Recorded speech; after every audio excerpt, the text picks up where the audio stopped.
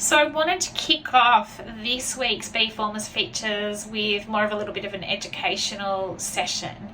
There will still be actions, but I just wanted to give you a bit of context in terms of what I'm going to share with you right now. And it is essentially the Be Formless approach. And we have taken what is the learn, unlearn, relearn process as we know it, but we've actually put a different spin on it. And so what I wanted to share with you is that in order for us all to optimally thrive, we really need to ensure that we are, at our peak in terms of, well, have we removed all the cognitive load?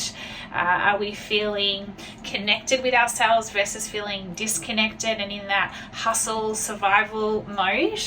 And so when you think about learn, unlearn, relearn as it stands, what it starts with is the first step that starts with is learn. And that is when you're learning about new skills, new ways of doing things, just anything that's new.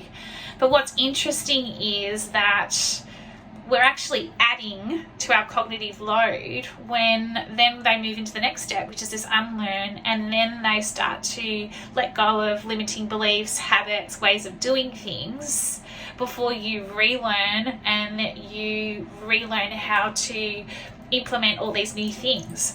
And so for me, it's quite complicated, because if in this world we're living in where we want to optimally thrive, whether it's as ourselves, with our team, or as a business, we absolutely need to look at learning, the first step of learning, from a different context.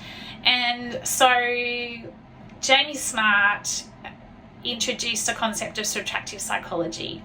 And what he meant by that is that in order for us to have new learnings, have the best well-being and feeling at our optimal best, we first of all need to become aware and let go of any of those things we're attached to, those limiting beliefs we're holding on to. Are we wedded to existing structures or processes in businesses? What are we doing as a team that isn't working for us anymore?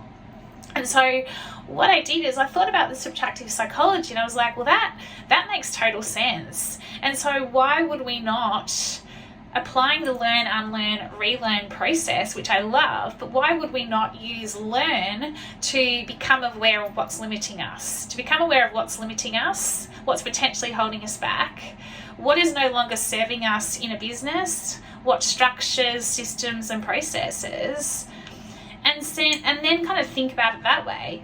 And then we would move into this unlearn, where we get to enter what I like to call, what is the Be Formless energy, where we get to reimagine and create.